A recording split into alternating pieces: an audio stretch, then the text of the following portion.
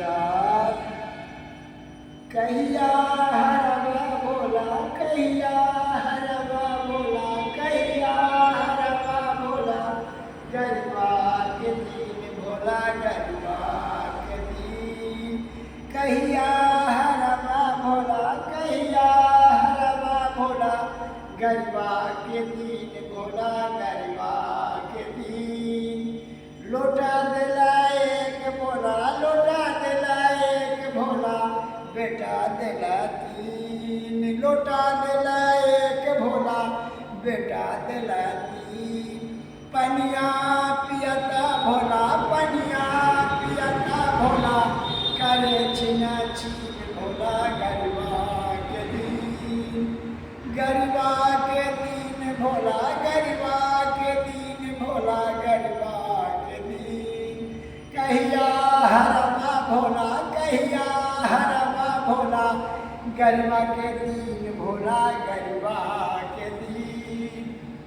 एक बेटा लोथ लांगड़ एक बेटा लोथ लांगड़ दूसर बेटा मथीन एक बेटा लोथ लांगड़ दूसर बेटा मथीन तेसर बेटा राम राम तेसर बेटा राम राम रहो लऊगी भोला गरबा के दिन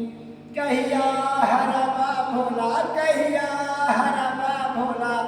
गरबा के दिन भोला गरबा के दिन एक बेटा लोथ लांगड़ एक बेटा लोथ लांगड़ दूसर बेटा मती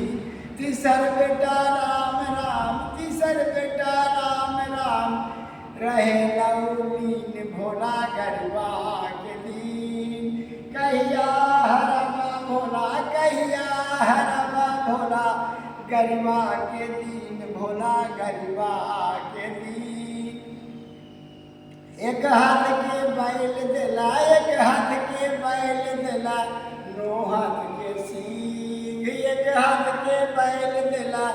नो हाथ के सींग जेहो बैला करे लगल जेहो बैला करे लगल तक बिना दिन दिन भोला गरबा के दिन कहिया हरवा भोला कहिया हरवा भोला गरबा के दिन भोला गरबा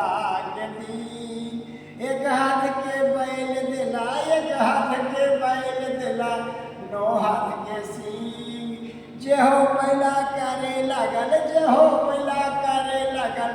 तक दिना दिन दिन भोला गरबा के दिन कहिया हरवा भोला कहिया हरवा भोला गरबा के दिन भोला गरबा के दिन कहिया हरवा भोला कहिया हरवा भोला गरबा के दिन भोला गरबा के दिन नमस्कार धन्यवाद।